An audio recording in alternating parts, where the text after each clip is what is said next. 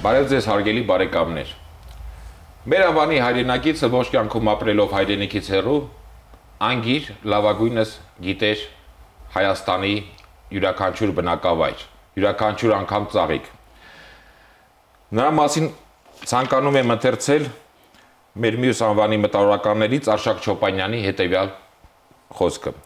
Ոչ մեկ հայ այդքան վիթխարի աշխատասիրություն ցույց չի տվել, այդքան հարուստ եւ փայլուն արդյունքով պսակված։ Հայորդիներ հաղորդաշարի այսօրվա հաղորդումը նվիրված է ականավոր հայագետ Ղևոնդ Ալիշյանին։ Մեր հաղորդման հյուրերն են Մեսրոպ Մաշտոցի անվան հին ձեռագրերի ինստիտուտ մատենադանի գլխավոր ավանդապահ, պատմական գիտությունների տեխնացու Գևորգ Տեր-Վարդանյանը եւ Հայաստանի պետական տնտեսագիտական համալսարանի դասախոս, փիլիսոփայական գիտությունների տեխնացու դոցենտ Յուրի Հովականյանը։ Բարի գալուստ հարգելի բարեկամներ, շնորհակալություն հրավերը ընդունելու համար։ Իսկ այժմ դիտենք փոքրիկ ակնարկ նվիրված հայր Ղևոնդ Ալիշյանի կյանքի եւ գործունեությանը եւ շարունակենք մեր հաղորդումը։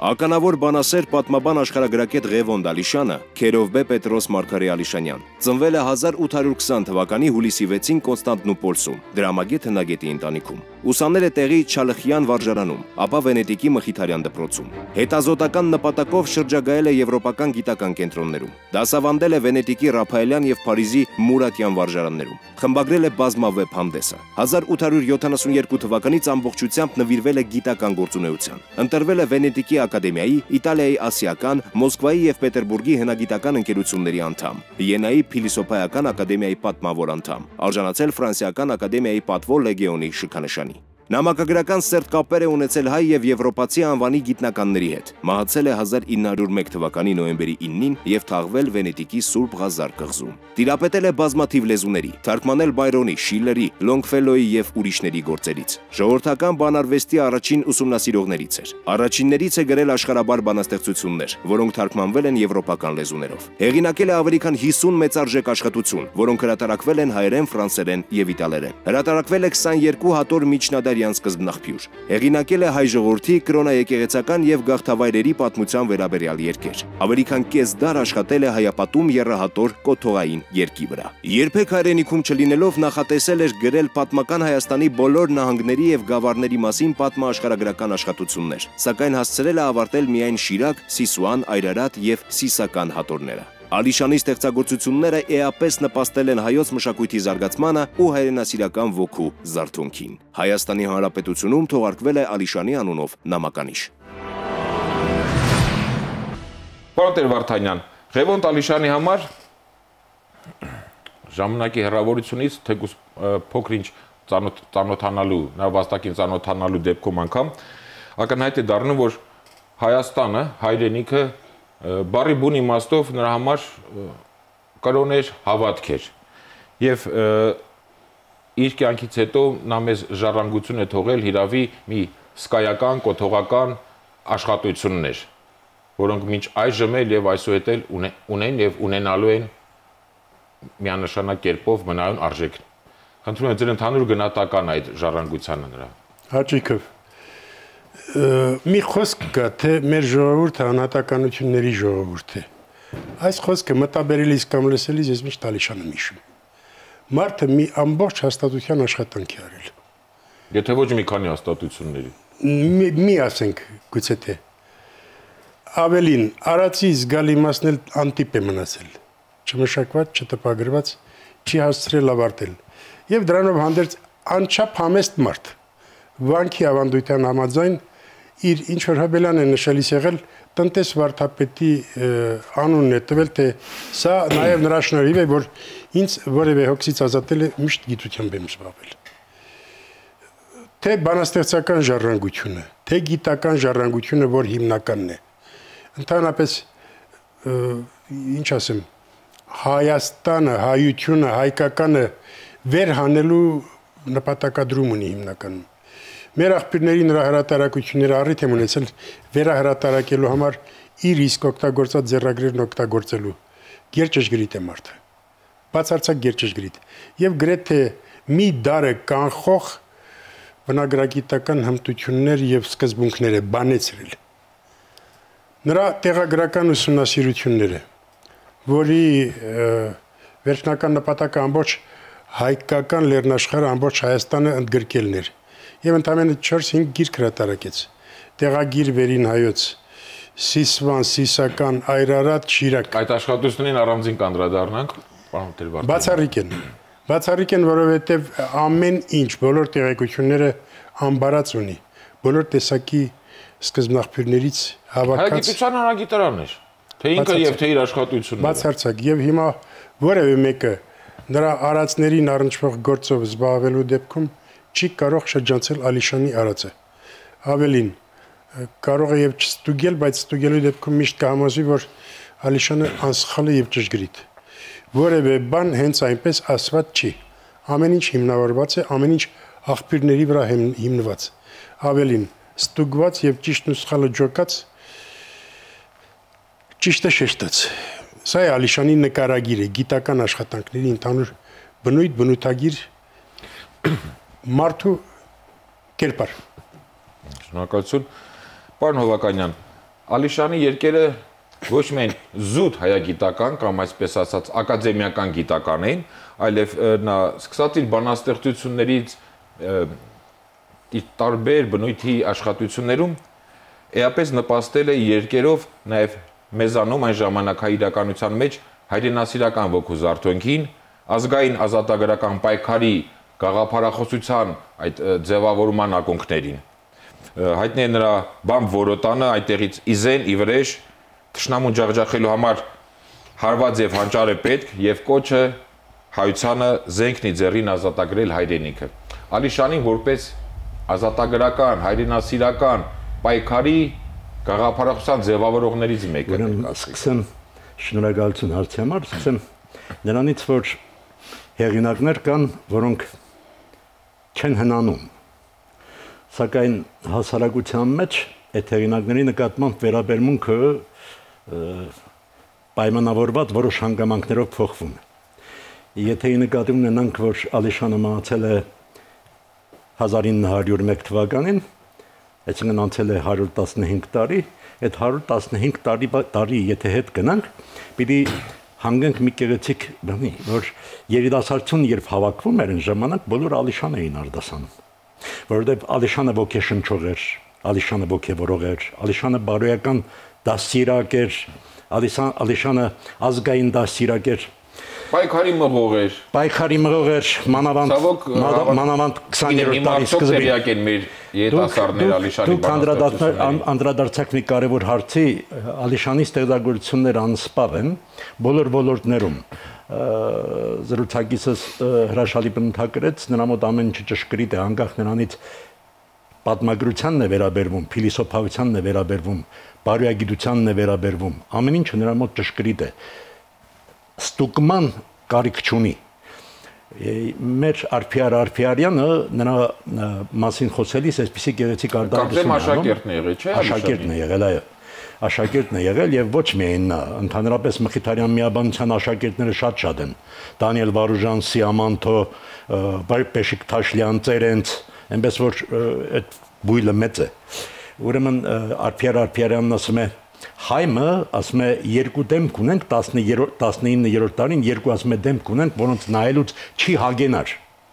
Այդ դեմքերից մեկը Ղևոնդ Ալիշանն էր, մեկը Քրիմյան հայերիկը։ Մեկ այլ տեղ Չոբանյանն է բնութագրում, ասում է երկու մեծ հայ։ Էլի Քրիմյան եւ Ղևոնդ Ալիշան, ընդ որում Ղևոնդ Ալիշանը մինչեւ իր մահը մնաց այդ մեծ հայը։ Բարձրապես Քրիմյան հայերիկի համար կաթողիկոս ստանալուց հետո այդ տիտղոսը վերցրեցին նրանից, բայց ես սրան չէ, որ պիտի անդրադառնամ։ Նրա ստեղծագործություններն ընդհանրապես եւ փիլիսոփայության բնագավառում եւ բարոյագիտության բնագավառում ուսումնասիրված չեն ընդհանրապես։ Թերևս առաջին փորձերից մեկը ես արեցի եւ մի փոքր շտիկյանն է իր ուրեմն Ալիշանին նվիրված աշխատության մեջ փորձ արել, որ նրա բարոյագիտությանը, փիլիսոփայությանը վերադառնա, բայց ես իմ հարածը փորձ եմ համարում, որովհետեւ Ղևոն Դալիշանին սպավել, Ղևոն Դալիշանին ներկայացնել այնպես ինչպես ինքը կա հնարավոր չէ։ Բաքրաթունու վերաբերյալ, Արսեն Բաքրաթունու վերաբերյալ Ալանը Մխիթարյան միաբանության պատմագիրներից է եւ միաբանության անդամ հրաշալի մի միտք է ասում է, որբիսի ասում է Արսեն Բաքրաթունուն կարողանաս ներկայացնել առնվազն ասում է հանճար պիտի լինես։ Ես դա առավել եւս ասում եմ Ղևոն Դալիշանի նկատմամբ։ Ղևոն Դալիշանին ներկայացնելու համար չափից դժվարի եւ պատասխանատու միաժամանակ աշխատանք է։ Պատասխանատու, այլև զարգացածության մակարդակը։ Բայց ռիսկի հետ է կապված վերջի Դալիշանին ներկայացնելը։ Ամենակարևոր բանը Ղևոն Դալիշանի դուք հայրենասիրության մասին ասացիք, Ղևոն Դալիշանի մոտ հայրենասիրությունը երկու փուլ ապրեց։ Մեկը կապված Վենետիկի հեղափոխության հետ 40-ական թվականների վերջերի 50-ական թվականների սկզբների, երբ ինքը երիտասարդ էր եւ Վենետիկում ազգային ազատագրական պայքար էր մղվում։ Եվ այս ժամանակ է, որ նա գրում է հենց այդ հապոն ավաճը, մասիստների զրույցը, այս շրջանում է։ Հետագայում ցավոք, երբ որ արդեն ինքը տարիքը ավավ եւ հայկական հեղափոխությունը սկսվեց եւ թվում էր թե այս հանճարեղ անձնավորությունը պետք է ինքը առաջնորդեր այդ շարժումը հանկարծ այդ իր պահպանողական եկեղեցական վախի, ասեմ, զգուշավորության այս ապրումները նրա մոտ ձևավորվեցին եւ նա նույնիսկ սկսեց զղջալ։ Շատ հետաքրքիր զրույց կա Ավետիք Իսահակյանի հետ, երբ հայկական ռուսահայ մամուլը պատվիրում է, որ Իսահակյանը ուրեմն հարցազրույց անի Ալիշանի հետ, գուցե մի փոքր հետո ես դրան ավելի անդրադառնամ, որովհետեւ իմ ժամանակը չսպառվի։ Ուրեմն նա շատ հետաքրքիր միտք է ասում է մենք ասում է Եվրոպայի վրա հույսներս չպիտի դնենք։ Եվ կարդինալ Թերզյանի օրինակն է բերում, թե կարդինալ Թերզյանը 90-ական թվականների կեսերի այդ ցեղասպանության այդ բուրըն շրջանում, երբ որ սկսվեց փաստորեն այդ շրջանում գնում է Հվամի պապի ոտքը, ասում է եվրոպական պետություններին դիմե Գերմանիային, Ֆրանսիային, Անգլիային, Ռուսաստանին, ասում է ես որ մեկին դիմեմ, ասում է նրանք են, որ այդ կոտորածը կազմակերպում են։ Եվ Ղևոն Դալիշանը խեղճացած Իսահակյանին ասում է հարկավոր է սուլթանի հետ լեզու գտնել։ Եվ շատ բացառիկ մի ուրեմն դրվագ կա, որ ամեն անգամ կարդալուց սիրտս լցվում է, այսպես ասում է այն ամենածանր պահերին, երբ Թուրք Հայաստանում ասում է ցեղասպանություն էր իրականացվում, նա քաշվում էր իր խցի մեջ, աղոթում էր եւ լալիս։ Եվ իրեն էր մեղավոր ճանաչում, ասում էր իմ բանաստեղծությունները ամբողջության հիմք դարձան եւ կոտորածների պատճառ։ Հավանաբար կարելի է ենթադրել, որ նաեւ կողքից էին, այսպես ասած, նրան այդ ամենում մեղադրողներ լինում։ Մեղադրողները շատ էին։ Կողքից դրամայլման հոգեկան ազգայնականության մեջ էին մեղադրում։ Ազգայնականության մեջ էին մեղադրում։ Հատկապես ես կուզենամ մի թեթևակի անդրադառնալ այդ խնդրին, խորհրդահայ փիլիսոփայության պատմության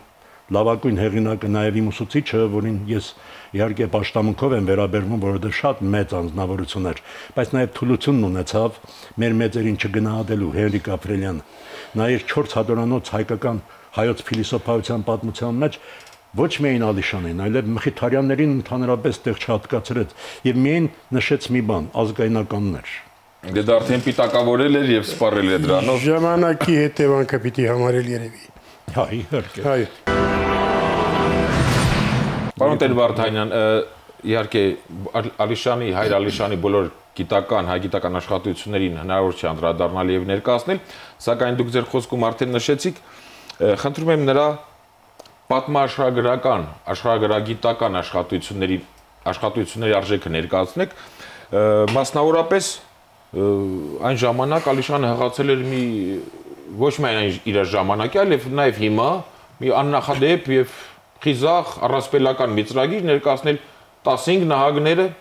մեր մեծ հայքի եւ 190 թե 191 գավառները մի քանի հատորով 4 հատոր թե 5 հատոր կարծեմ հրատարակ ոչ միայն նաև գաղթօջախների պատմություն։ Դա արդեն առանձին, բայց նման բան Հայվենտը չի եղել, Հայվենտը Կամենիցը, որ որևէ մեկը տեսանելի մոտակա ապագայում նման բան կարողանա կամ մի հոգու գործ չի դա վերջի։ Չէ, իհարկե մի հոգու գործ չի, եւ եթե մի հոգին ձեռնարկել, հավանաբար պիտի նույն արդյունքին հանգի ինչ որ Ալիշանը հանգեց։ Եվ հավատանք, որ Ալիշանն արեց առավելագույնը։ որովհետև իսկապես մի մարդու բան չի։ Մեկ, երկրորդը Ալիշանի ձեռքին կար իր ժամանակի համար մի ընտիր մատենադարան, որ այսօր եւս կա։ Մխիթարյան Վենետիկի մատենադարանը։ Մոտ 3500 ձեռագիր ունի այսօր։ Ձեռագրերի մեծ մասի վրա ես Ալիշանի ձեռքը տեսել եմ։ Գումարած Ալիշանը, ասենք, թղթակիցների մի մեծ բազմություն ուներ։ Ուրեմն թղթակիցների զգալի մասը իրեն տեղեկություններ էր հաղորդում։ Մի զգալի մասին էլ ինքն էր տեղեկություններ հաղորդում։ Այսօր Վենետիկի միաբաններից մեկը Հայր Վահան Օհանյանը Ալիշանի նամականին է պատրաստում։ Երևանում էլ ինչ-որ բան հրատարակվեց, բայց իհարկե ոչ այն ծավալի, այն ինչ այստեղ գտնվեց։ Հիմա թե այստեղ գտնվածները, թե այնտեղ իրար կողքի դրած եւ հսկա երևի թե մի հատորում չի տեղավորվի։ Մի հսկա ժառանգություն է, որի մեջ արդեն հստակ երևում է մարդու արած աշխատանքը, թե իր գրքերի տեսքով եւ թե ուրիշների գործերի նպաստացնելու չափով ու ձևով։ Հենց այդ նույն աղբյուրների ստացած տեղեկությունների իր ձեռքի տակ եղած մատենադարանի ձեռագրերի տված տեղեկությունների շնորհիվ է, որ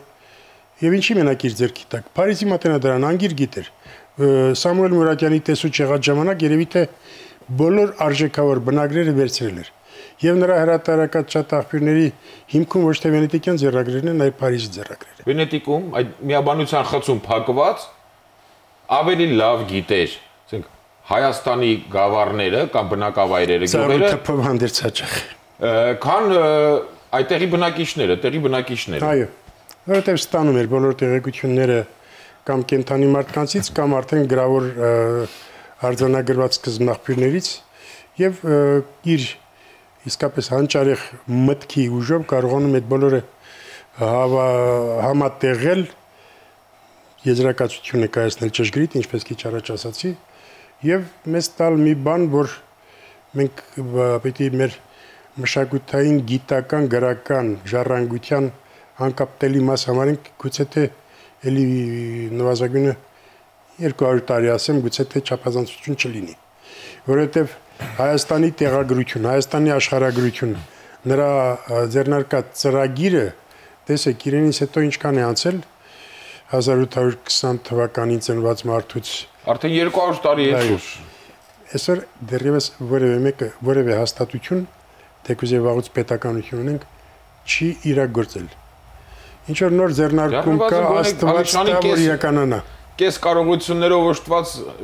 մարդ գիտնական պիտի լինի, որ կարողանա այդ ամենը շարունակել։ Հա, եւ ինչ ասեմ, ընդգրկելու կարողություն։ Հետո դրանից բացի նաեւ չգնակյաց աշխատանքի ունակություն, որ նման աշխատասիրություն քիչ է հանդիպում։ Գիշերը 4-ին արթնանալ եւ սկսել աշխատել։ Այո։ Ճաշի եւ սուրճի արանքում ես Վենետիկում ապրելու վանքում երևի երկար ժամանակ մնալու առիթ ունեցել եմ 5 րոպե է լինում։ Այդ 5 րոպեի ընթացքում էլ գնացել մի քարտ գրել է, վերադարձել, սուրճը խմել եւ գնացել էլի շարունակել աշխատել։ Սա է ժամանակը վարկյանից օգտակար է, վարկյանի ճշգրտությամբ եւ րոպե չկորցնելով։ Պարոն Հովհաննիսյան, դուք արդեն նշեցիք Ալիշանի կենսափիլիսոփայության մասին, պատմության մասին նրա պատկերացումները, նշեցիք, որ ընդհանուր առմամբ Ալիշանի որպես բանաստեղծ, պատմաբան, աշխարհագրագետ, իհարկե ոչ անհրաժեշտ կերպով, բայց ընդհանուր առմամբ ներկայացված է կամ ուսումնասիրված է, թեկուզ եւ ոչ սպառիչ։ Սակայն Ալիշանը որպես փիլիսոփա, Ալիշանը որպես բարեխոս, նրա դաստիարակիչ մեր հանրությանը հայտնի չէ։ Ուրեմն Ալիշանը իսկապես նախ որպես մանկավար դաստիարակ եւ այդ անունով նաեւ որպես բարեխոս։ Նույնը որպես մանկավարժ տասնյակ տարիներ իհարկե շատ մեծ է, բայց նրա փիլիսոփայությունը ես հիմնականում նրա սոցիալական փիլիսոփայության խնդրին եմ անդրադարձել, ինչպես էր նա անցալում հայրենիքը, ինչպես էր հասկանում ազգը, ինչպես էր ինքը անցալում եւ մեկնաբանում ազգասիրությունը, որովհետեւ հայ փիլիսոփայական գրականության մեջ ընդհանրապես եւ հայ իրականության մեջ առաջին անգամ ազգասիրությունը այնպես ինչպես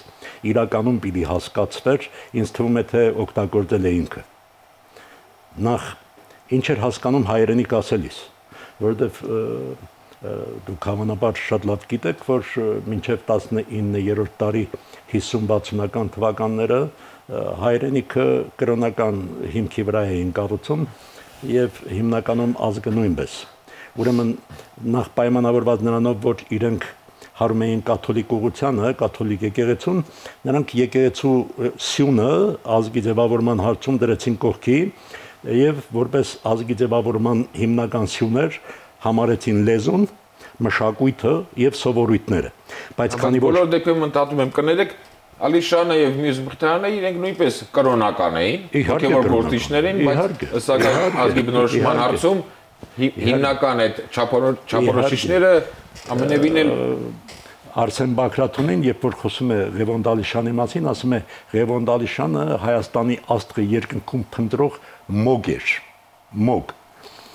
կախարդ իմաստով երևի, հա, այսպես հասկանանք մոգ։ Հավետարանական մոգերին նկատի ուներ վստահաբար։ Հավանաբար, էլի։ Քրիստոսի ծննդյան բանի պատմության մեջ։ Հավանաբար դա ի նկատի ունի շատ գեղեցիկ բան, այսինքն միևնույն է երկնքում էր փնտրում, բայց ես չէի ասի երկնքում էր փնտրում, որովհետև երբ որ ինքը հայրենիքի մասին խոսում է, ձևակերպում է, ո՞րն է հայրենիքը։ Աշխարհագրական այն տարածքը, որը կա, դա հայրենիք չէ դեռևս։ Սա Ղևոնդի Ալիշանի ամենագեղեցիկ ձևակերպումն է։ Աշխարհագրական տարածքը հայրենիք դառնում է միայն այն ժամանակ, երբ որ մեր նախնիները ծնվում են այդտեղ, աշխատում, ստեղծագործում, մշակում, վերափոխում են աշխարհագրական միջավայրը, նաև պայքարում եւ նահատակվում, ինքը կասեր քնում, քնարան, ինքը ասում էր ծնարան, քնարան։ Աշխարհագրական այն տարածքը, որը ասում է մեր նախնիների ծնարան քնարանն է, դա է մեր հայրենիքը։ Եվ անմիջապես ինքը իրեն ուղղում էր, որովհետև այն ազգայնականության պիտակը, որ կարող էր կպչել Ալիշանին, ինքն է ուղղում։ Ինքը ասում է, բայց քանի որ մեր ասում է նախնիները շատ լայն աշխարհագրական տարածքի վրա են ապրել, հետեւաբար մենք միշտ այդ խնդրի առաջ ենք կանգնել, որն է մեր հայրենիքը, որովհետև այդ ծնարան քնարանի խնդիրը փաստորեն շատ լայն տարածքի վրա է եւ գալիս հանգում է նրան, որ առաջին մարդը, որ ստեղծվել է, դա Հայաստանում է։ Դրախտի տարածքը Հայաստանում է։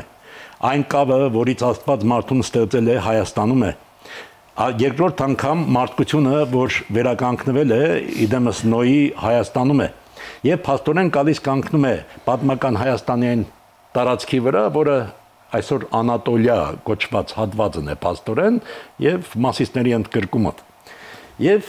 ուրեմն ազգի ամենագեղեցիկ սահմանումը, որ նա կապում էր անմիջապես մշակույթի հետ, լեզվի հետ եւ ուրեմն սովորույթների։ Եվ անմիջապես ասում է, քանի որ սովորույթները անընդհատ փոփոխվում են ժամանակի ընթացքում, սովորույթներն էլ հիմնական գործոն չեն։ Ամենահիմնական գործոնը լեզուն է։ Որտեղ լեզուն պահպանվել է, այնտեղ ազգությունը պահպանվել է։ Որտեղ լեզուն կորել է, այնտեղ մահացել է նաեւ ազգը։ Եվ այս առումով ինքը դնում էր լեզվի խնդիրը եւ ինձ զարմացնում է նաեւ այս այսպես ասեմ, կրոնավոր մտածող ասեմ, բայց նաև տիեզերական ընդգրկում ունեցող ոսկեբերան ասեմ, այս մարդը հրաշալի է ձևակերպում, դուք պատկերացրեք ինչ է ասում է, ազգը այդ ուրեմն պետք է ճանաչել իր թերություններով, բայց ասում է ճանաչել ազգի թերությունները, բայց չցուցադրել, թաքցնել, բայց ճանաչել անպայման։ Եվ կեղծ հայրենասեր էր ասում բոլոր նրանց, ովքեր աշխատում էին թաքցնել ընդհանրապես եւ թերությունների մասին չխոսել։ Նույնիսկ չեմ մոռանում ինչ գեղեցիկ բնութագրում ունի, ասում է հաճախ, ասում է հայ ազգը ասում է բարձրացնելու համար հռոմեացուն, ասորուն, հրեային ասում է լավի նման են ներկայացնում։ Դրա համար ասում է հարկավոր է ասում է կանգունը նույնը անել, երբ որ չափում ես քեզ հռոմեացու հետ, հույնի հետ, եւ ամենակարևոր ասում է, երբ որ քո հասակը չափում ես, ասում է, ոչ թե ասում է կանգունը դիմացինիդ վրա դիր, այլ քո վրա դիր։ Այսինքն ինքը հոգեվորական լինելով հանդերձ շատ օբյեկտիվ անձնավորություններ, օբյեկտիվ բոլոր առումներով եւ սեփական անձի նկատմամբ, եւ սեփական ազգի նկատմամբ, եւ իր աշխատանքը գնահատելու նկատմամբ, եւ մեր պատմական ներդրումը անելու ներկայությամբ, մանավանդ երբ որ ասում է, հաճախ ասում են, մենք ասում ենք, մեր անցյալն ենք անդադ նշում, ասում ենք, որ տրախտը այստեղ է եղել, որ մեր նախնիներս են արել, ասում է, սնդուկների մեջ զենք ունենալը, ստակ ունենալը, ասում է, դեռևս ոչինչ չի նշանակում, հարկավոր է զենքն ու ստակը օգտագործել։ Եղավ, շնորհակալություն, ճիշտ է ասել։ Պարոն Վարդանյան, ժամանակին հայր Ղևոնդ Ալիշյանը իսկապես համաեվրոպական հեղինակություն վայելող եւ կշիռ ունեցող հայագետ էր, որի խորհուրդներին օգնությանը պարտադիր կարգով դիմում էին այլազգի բոլոր անվանի հայագետները, ավելի քան 50 հատոր միայն տպագիր աշխատություններն է թողել եւ շուտով մի քանի տարուց 2020 թվականին լրանալու է նրա ծննդյան 200-ամյակը 4 տարի եւ այդ Կլոր Հոբելյանին ընթառաջ ինչ եք կարծում մի կողմից չպետք է պատրաստվենք նրա այդ արժեքավոր աշխատությունների, եթե ոչ բոլորի, ապա գոնե ընտրովի վերահատարակմանը եւ նաեւ եթե կան արժեքավոր անտիպներ դրանց տպագրությանը։ Ես առաջին պարտքը կատարենք։ Անշուշտ իհարկե պարտավոր ենք անելու եւ իհարկե Մխիթարյան միաբանության հետ միասին ավելի շուտ իրենց աջակցությամբ պետք է անենք։ Առաջին հերթին ես կարևոր եմ համարում Ալիշյանի հավաքած հիշատակարանների ստվար հատորը։ Ընդհանրապես իր գործերի հիմք սկզբնաղբյուրների քաղումները մարդը ամփոփել է Հայկարան անունով բազմահատոր թղթապանակների մեջ։ 8-րդը այդ հատորներից հիշատակարաններին է վերաբերում։ Թվականի կարգով ծայրեցայր արտագրված են բոլոր այն հիշատակարանները, որ ինքը օգտագործել է կամ երբեմն էլ չի օգտագործել։ Աշխարհագրություն Հայաստանի 1988-ին, երբ մեր զարթոնքը կամ հեղափոխությունը սկսվեց, ժամանակի գավառների մասին հատորների վերահատարակում։ Այո, ժամանակին բազմայեպում Հայր Սահակ Ճեմչեմյանը մի բան տպագրեց, վերնագիր հենց Հայաստանի աշխարհագրություն, որ ծրագրի նման մի բան էր, սղագրության, որի շարունակությունը հատիկ արդեն